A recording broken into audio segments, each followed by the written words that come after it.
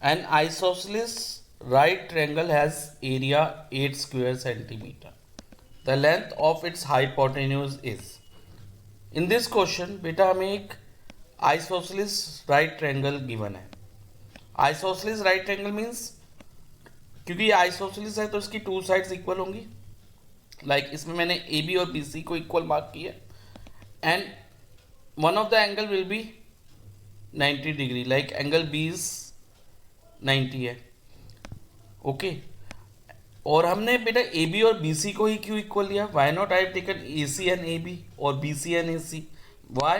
Because a c जो है ना हाइपोटेन्यूज है और हाइपोटेन्यूज किसी भी राइट ट्रायंगल में इज द लॉन्गेस्ट साइड होती है हमेशा. तो ये किसी के इक्वल नहीं हो सकती. तो इक्वल साइड वही होंगी जो 90 डिग्री को कंटेन करेंगी. ओके जो 90 जिनके बीच में 90 डिग्री बन रहा होगा. So let's start the question. क्योंकि इसमें A B equal to B C है आइसोसेलेस होने के कारण, तो A B is equal to B C is equal to x मान लेते हैं. Fine. Now next we are given its area as 8 square centimetre. Area of triangle A B C हमें कितना गिवन है बेटा? 8 स्क्वायर सेंटीमीटर. फाइन.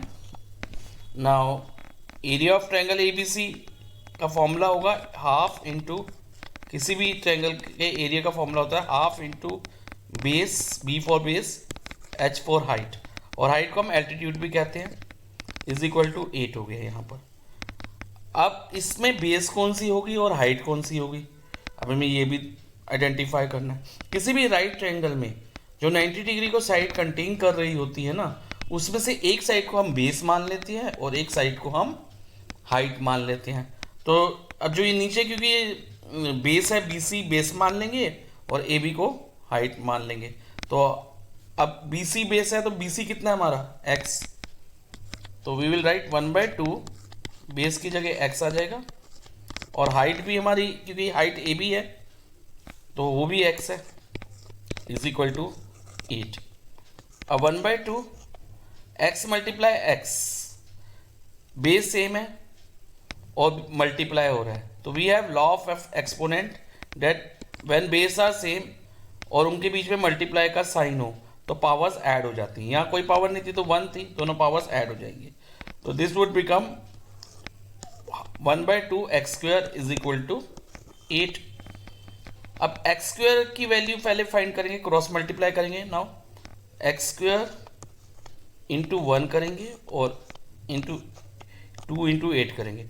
अब x square multiply by 1 x square multiply by 1 is will be 1 x square, और we can simply write x square because any number multiply by 1 is number itself. And 2 multiply by 8 भी करेंगे. Now अब x की value क्या होगी? Square root of 2 multiply by 8. जब भी इधर स्क्वायर होता है ना LHS में, तो हम उसका स्क्वायर हटा के RHS का स्क्वायर रूट लेते हैं. This you have to keep in mind, ये आपको याद रखना होगा बेटा. ठीक है. x इज इक्वल टू, अब हमें इसका स्क्वायर रूट निकालना है. 2 तो है, अब 8 को भी प्राइम फैक्टराइज कर लो. 2 multiply 2 multiply 2. Now you can see the pairs बन रहे हैं, एक 2 का एंड अनदर 2 का. सो x क्या हो जाएगा हमारा? 4 सेंटीमीटर. यानी कि each of the equal side is 4 centimetre. A B भी 4 सेंटीमीटर और बी सी भी हमारा 4 सेंटीमीटर.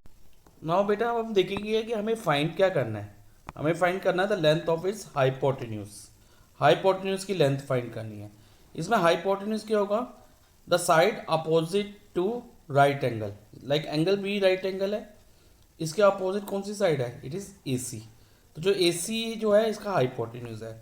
और हाइपोटेन्यूज फाइंड करने के लिए हमारे पास एक थ्योरम है, पाइथागोरस थ्योरम, वो यूज होगी. This you have done in class 8 also. Pythagoras property कह लो या थ्योरम कह लो, प्रॉपर्टी, पाइथागोरस प्रॉपर्टी. वो क्या कहती है बेटा? जो हाइपोटेन्यूज का स्क्वायर होता है ना, लाइक मैं लिखूँ एच स्क्वायर, हाइपोटेन्यूज स्क्वायर किसके इक्वल होता है? परपेंडिकुलर स्क्वायर के. परपेंडिकुलर ये स्टैंडिंग वाली लाइन होती है, प्लस बेस स्क्वायर के, और ये वाली बेस है हमारा. ठीक है. तो पाइथागोरस थ्योरम से हम ये कह सकते हैं.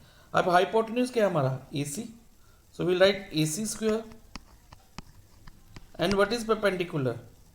परपेंडिकुलर हमने अभी फाइंड किया 4 सेंटीमीटर आया, ए भी परपेंडिकुलर था और उसकी लेंथ कितनी फाइंड करी बेटा हमने 4, सो ये हो जाएगा 4 square and base is also 4, सो यहाँ पर बेस में भी 4 स्क्वायर आ जाएगा। नाउ ए सी स्क्वायर, अब 4 square is 16, 16 plus 16, A C square is equal to 32। Okay, A C square हमारा कितना आ गया बेटा 32। अब हमें क्या फाइंड करना है? ए सी स्क्वायर तो आ गया, आप ए सी कैसे फाइंड करेंगे? अगेन मैंने अभी अर्लियर बताया था कि अगर इधर स्क्वायर है एल एच एस में, तो हम स्क्वायर को हटा के ए सी में से एल एच एस का स्क्वायर रूट ले लेंगे। सो ए सी की वैल्यू होगी square root of 32, square root of 32। अब हम देखते हैं कोई ऑप्शन इसमें से स्क्वायर रूट ऑफ 32 वाली है, हाँ है, which is that option A. So our answer will be option A.